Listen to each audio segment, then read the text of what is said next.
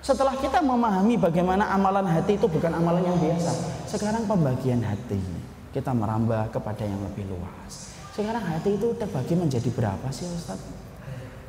Kita kemudian sudah mulai berkaca untuk melihat hati kita. Ini hati kita itu hati yang mana? Kalau antum membuka kitabnya Imam Ibnu Rajab, maka kemudian disederhanakan oleh para ulama tazkiyatun nufus. Hati itu terbagi menjadi 3 dan antum sebagian besar pasti tahu. Hati yang pertama hati yang hidup, yang disebut dengan qalbun salim. Yang kedua disebut dengan qalbul mayit, hati orang yang mati.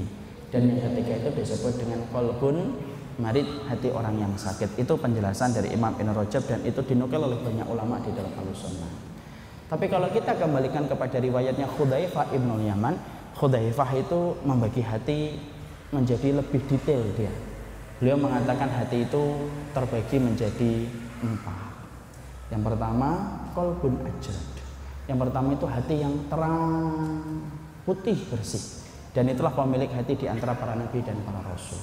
Hatinya mereka bersih, ikhwan. Orang yang paling ikhlas di dalam hatinya para nabi. Orang yang paling qanaah di dalam hatinya para nabi. Orang yang paling ridho di dalam hatinya para nabi dan para rasul. Mereka lah pemilik qalbun ajrad. Dan qalbun ajrad itu adalah pemilik hati yang murni. Itu yang pertama. Ada yang kedua yang disebut dengan qalbun mankus. Qalbun mankus itu apa? Yaitu hati yang terbalik. Hatinya siapa ini? Hatinya orang munafik. Makanya orang munafik itu susah dikasih tahu, dikasih nasihat. Dan sesungguhnya orang munafik itu memiliki 4 sifat yang paling penting dalam kehidupan mereka. Afan 5 sifat. 1. Benci kepada Nabi. 2. Benci kepada sebagian yang disampaikan Nabi. 3. Mendustakan Rasul. 4. Mendustakan sebagian yang disampaikan Rasul. Yang kelima, senang kalau orang mukmin itu kalah, sedih kalau orang kafir itu kalah. Itu orang munafik. Yang disebut dengan munafik i'tiqadi, munafik keyakinan yang bisa menyebabkan pelakunya kekal di dalam neraka. Kata Hudzaifah, qalbun mankus itu kayak gini. Ini mankus, saya balik. Ini mankus akhi. Ini hatinya orang munafik. Antum bisa bayangkan kalau hati sudah terbalik. Mau dikasih teh muntah, dikasih wedang jeruk muntah, dikasih sekoteng muntah, wedang ronde muntah, wedang roti muntah.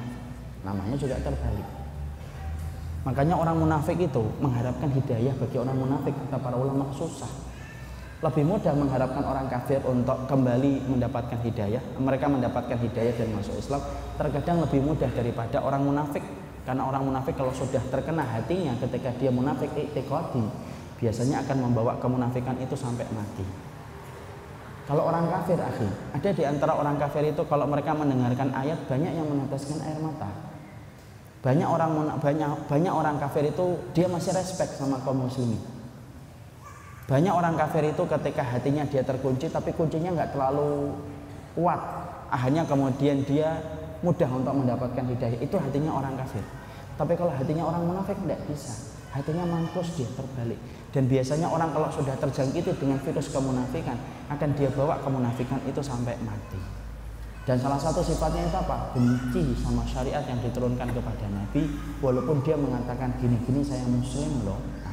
Walaupun mengaku dirinya muslim itu tidak menghalangi dia disebut munafik ketika dia membenci syariat Allah. Hatinya terbalik. Dan orang munafik itu kata Imam Ibnu Katsir terbagi menjadi 2, du'atun wa muqallidun. Ada yang menjadi dai, ada yang menjadi pengikut. Dai-nya munafik itu apa? Dia menyuarakan suara kemunafikan supaya kita benci kepada syariat Allah. Dia menyeru dia oratornya. Dia penulis. Namanya du'atun kata Imam Ibnu Katsir.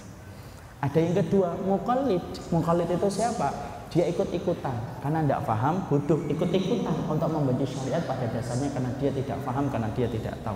Itu hatinya mankus, dia hati yang terbalik. Makanya yang kita khawatirkan itu apa? MTS, bukan madrasah sanawiyah. MTS itu munafik tanpa sadar. Banyak orang muslim itu munafik tanpa sadar. Kalau ditanya muslim, bagaimana tentang surat Al-Maidah 51? Maaf ya, saya tidak terima tentang itu. Seakan-akan bahwasanya semua itu melalui persetujuan dia selaku manusia. Itu namanya hati yang mampus. Itu yang kemudian disebut hati yang kedua. Ada yang ketiga yang kemudian disebut dengan, yaitu adalah qalbun aghlaf, yaitu hati yang terkunci. Itu hatinya orang kafir. Dan kita harus paham, hati yang terkunci miliknya orang-orang kafir itu ternyata beda-beda. Ada yang terkuncinya kuat, ada yang terkuncinya itu tidak kuat. Makanya ada kan orang-orang munafik, ada orang-orang kafir itu yang betul-betul benci sama Islam. Dia niatnya pengen memadamkan Islam dan niatnya untuk membunuh kaum muslimin banyak. Tapi juga tidak sedikit ada orang kafir yang mereka itu sebenarnya kunci di dalam hatinya itu tidak terlalu kuat. Akhirnya apa? Dia itu pingin, sebenarnya dia itu sudah mulai senang dengan Islam, cuma dia lambat ketika merespon hidayah. Makanya kan kita dapati ada orang yang kekafirannya kuat, kayak mungkin Donald Trump, itu terlalu kuat itu kuncinya rapat banget itu, gemboknya sudah usia ratusan tahun mungkin. Tapi ada kemudian orang kafir yang sifat hatinya kuncinya itu tidak terlalu kuat dia. Artinya kalau tersapa hidayah dikit dia bisa masuk Islam. Makanya saya ini sering sekali ketika kemudian membimbing orang untuk masuk Islam itu, sering saya tanya dulu, kenapa sih masuk Islam? Anak tuh sering, Masya Allah gampang betul kalau masuk Islam itu. Ada yang pernah saya dapatin itu, ada salah satu jamaah itu, saya tanya kenapa ibu masuk Islam sebelum saya membimbingnya untuk syahadat. Itu ternyata dia dimulai dari mimpi. Saya mimpi Ustaz, mimpi apa? Mimpi wudhu. Setiap saya tidur saya bermimpi wudhu. Dan saya tahu wudhu itu miliknya kaum muslimin, makanya kemudian saya tidak mau, saya tolak, saya bangun. Kemudian tidur lagi, mimpi lagi wudhu, sampai akhirnya trauma dengan mimpi. Kemudian dia buka YouTube bagaimana tutorial untuk kemudian wudhu, sampai akhirnya dia menikmati, Masya Allah ya, wudhu itu nikmatnya semacamnya lebih nikmat daripada mandi, daripada kemudian pergi ke salat. Masuk Islam gara-gara mimpi.